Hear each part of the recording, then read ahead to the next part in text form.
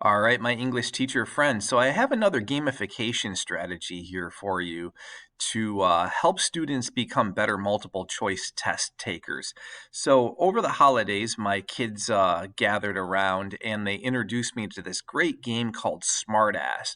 And me being me, I'm always on the prowl for great lesson plan ideas and units and just ways to strategize to get students to grow and mature in their learning. I said, holy cow, this is a great way to teach multiple choice. So in the game of Smartass, what you do is you have questions about like, who am I, where am I, what am I, and then you have the hard ass questions. And in terms of getting students to do good, tight rhetorical analysis reads, those are the types of questions I like to ask. And during Socratic seminars, Harkness discussions, or fishbowls, those are directly the questions that I ask with regards to the text.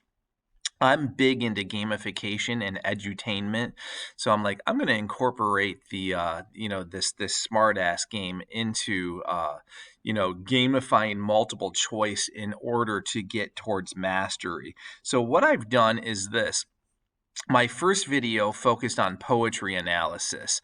And for those of you that teach AP Lit or on-level courses that do a lot of literary analysis, you can check that out. I made this one for my AP Lang students to practice our rhetorical reads. And again, if you have non-AP students that you're doing rhetorical analysis with, this will work for them as well. So let me explain kind of my philosophy behind this and why I decided to gamify instead of doing straight up multiple choice practice. I am a data collector, so my district is pretty big on progress monitoring. And I got looking last year at my multiple choice scores for the AP Lang exam, and they weren't quite where I want and need them to be. And what I did was I looked at data that I collected in the first week of October of the academic year. I gave my students a full length multiple choice exam, and I compared those scores incrementally over the academic year all the way until the end of April, beginning of May, right before the exam. And here's the kicker. I'm guilty of skilling and drilling my kids. I just pulverize them with multiple choice tests all year long. But here's the thing. There's not much growth or maturation in doing it that way. And here's what I mean. The students who were scoring like low 20s, mid 20s, correct, in the beginning of October, still were hovering around the same score the end of April, the beginning of May. And when I see that, I'm like, yikes, this is an act of futility. We spend a lot of class time skilling and drilling multiple choice, but I'm just not seeing the growth that is necessary for the time commitment and just my brain commitment to make multiple choice. So in gamifying, what I'm going to do is teach students how to question the text. And that's the kicker. Good test takers know how to question a text and pull it apart. So ultimately, what I'm going to do is teach students that questioning tendency, that questioning habit, and then as we continue to gamify instruction, have the students actually ask the questions. And what I find is that when students can ask the questions, they can answer the question. They kind of go hand in hand. So let me show you what I got here. In terms of rules and organization, strategizing, etc., we just follow the rules of Smartass as they're dictated in the original game. And what we do is just group up teams based on class size. So a team might be 4 or 5 students, depending on how large your class is. And we roll the die and just play it straight up. Just like the original board game. In terms of the questions and the text that I have for rhetorical analysis, I used What to the American Slave is Your 4th of July by Frederick Douglass. I used Cal Ripken's Upon Beating the Streak. And then my other one, I forgot. We'll see it in a second. I totally forgot. I'm drawing a blank on what it is. But I'll show you the types of questions that I'm asking with regards to these. So I'll show you all 3. And basically, we gamify these we do our, it's kind of like a quasi-Socratic seminar, Harkness Fishbowl. It's just gamified, it's edutainment. And then from there, we move into my Bob Ross writing workshops where we actually cobble together the essays.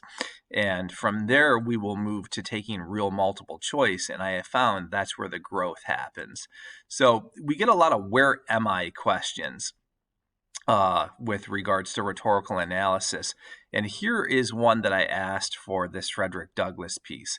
This speech is delivered on the 4th of July. Explain the irony in this, right? That's so a College Board question, right? There, with this particular thing, they definitely would want kids to be able to identify the irony of the situation and the dramatic irony of the speech.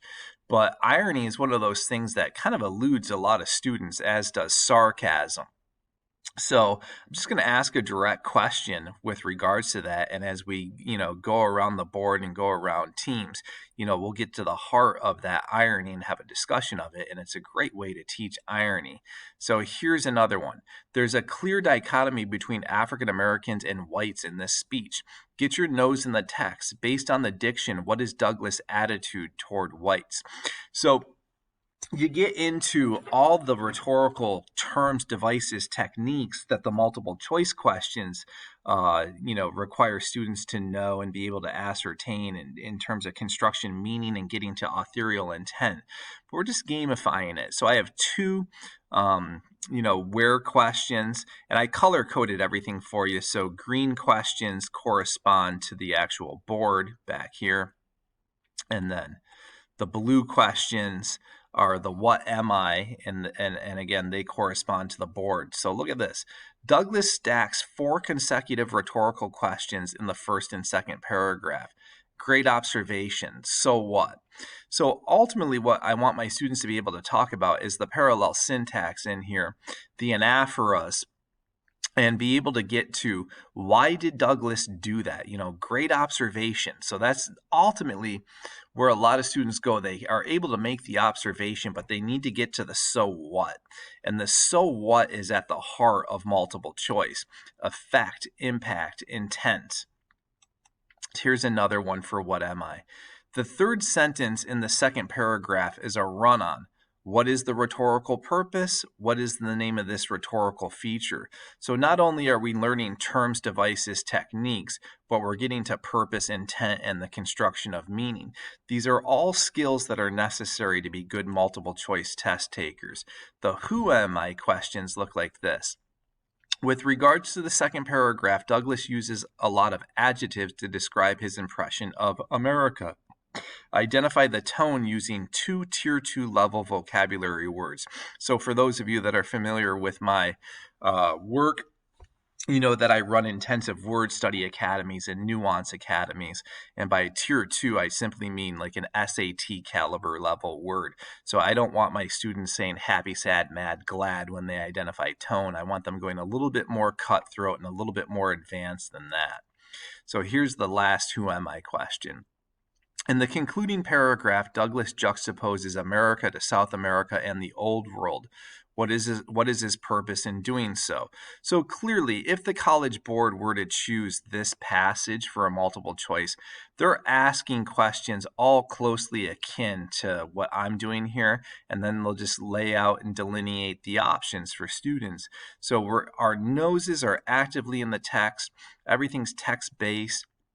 When students answer, they need to refer to the text, and really like this strategy. So the hard-ass questions go for the cutthroat things, those big things that the College Board wants our students to get at. So I just say, I spy with my little eye that the last paragraph is one long run-on sentence. Great observations. So what? What do we call this in rhetoric? So you're getting to intent and the construction of meaning. So there'd probably be a couple of questions about that last paragraph if we were to put this into multiple choice format. There are 2 distinct tone shifts in the speech. Referring to the text directly, identify each instance and use a few tier 2 level words to describe the tones. So a lot of multiple choice questions, as we've seen over the years, get at tonality shifts. And again, kids need to develop their ears in order to identify those and ascertain them correctly. So that was the Frederick Douglass one. Oh, and here was my second one. I totally forgot earlier. There Comes a Time by Martin Luther King Jr. So same thing, I have two where am I, two greens, two blues, two oranges, and then the hard ass questions. And I'll just show you what I have here real quick. I spy with my little eye that the first 5 sentences begin with the plural pronoun we.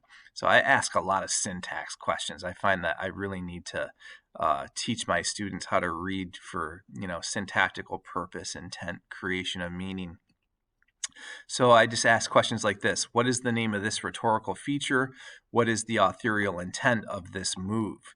So lots of similar questions, very, very similar to what the College Board is doing. MLK in the first 2 paragraphs employs several short, simple declarative sentences. What effect does this have, and how does it create meaning in the work as a whole? So the what am I questions.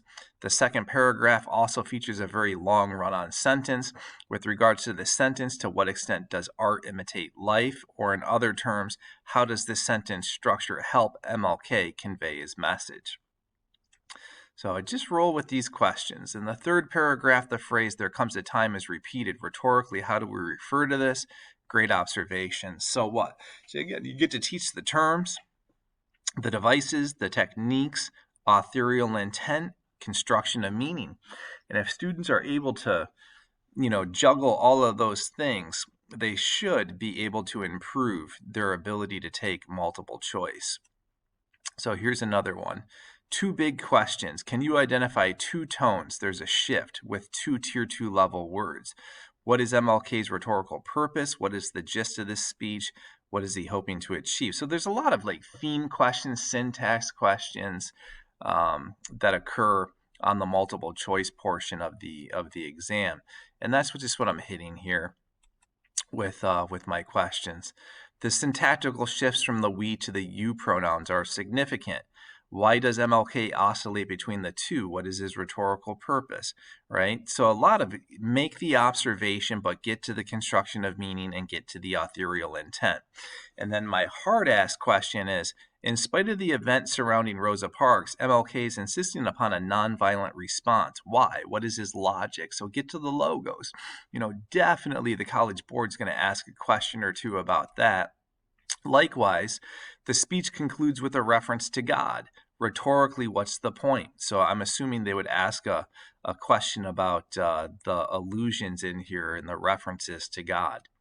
And then my last one is kind of an unusual speech, but I tried to choose things that teachers may not ordinarily teach, just to give you some new fodder for the classroom and spice things up a little bit.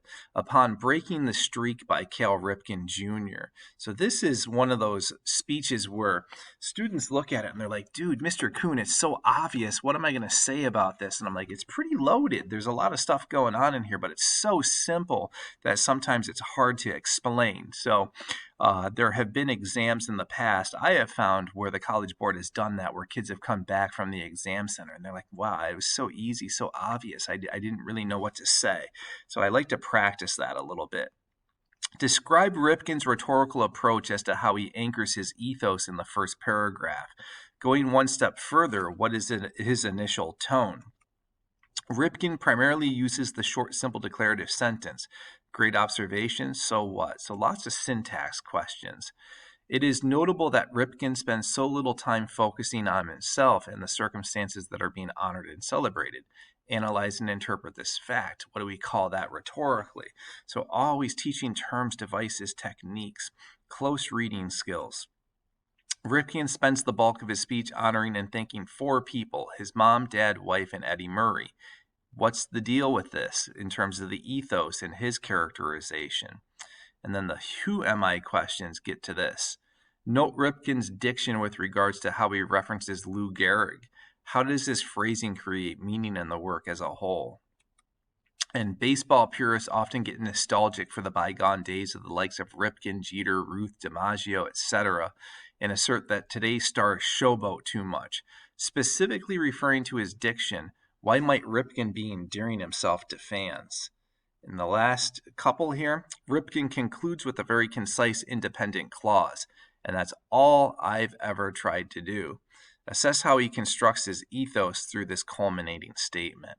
So one thing too that I like to do with my students is show them that terms, devices, techniques do not exist in isolation. They often jigsaw piece each other and intersect with each other. And when you get to my templates of the syllogistic method and how I instruct my students to write declarative theses in the introductory paragraph, again, this is a good stepping stone towards the writing as well. So it's all synced together. So last question. I spy with my little eye that Ripken does two things quite often in his speech. He uses enumeration and he truncates a lot of sentences. Great observation. So what? And then that's it for those three speeches. So great way to practice multiple choice test taking skills. And at the time of recording this, we're early in December, and I've looked at the multiple choice scores for this year. I gave a full length multiple choice the end of September, beginning of October, and just a couple of months later, I am witnessing growth and maturation through the edutainment processes and strategies that I'm incorporating in class, the gamification. And it looks like students are making gradual progress forward. So I'm hoping that I have good scores this year, which I'm anticipating I will. I got a very bright group of students. So know that going forward, all of my professional development offerings are going to be run through the National Writing Project. And what was something really cool that we have going on is these once a month, our cadence is once a month, we're doing these 2-hour intensives. And I've done alternative grading methods. We'll be doing some on AP strategies for success, all things my templates, Word Study Academy, Nuance Academy. So if you want more information on those one-offs or my Teach It Right 5-week mastermind and the self-paced course, you can go to www.teachinghowtowrite.com. If you would like these slides, feel free to give me a shout at teachingwritingcoach@gmail.com. So that's my email address. You can ask any questions that you got via that channel. So for now, happy multiple choice test taking, happy gamifying, happy teaching, happy writing. Be well.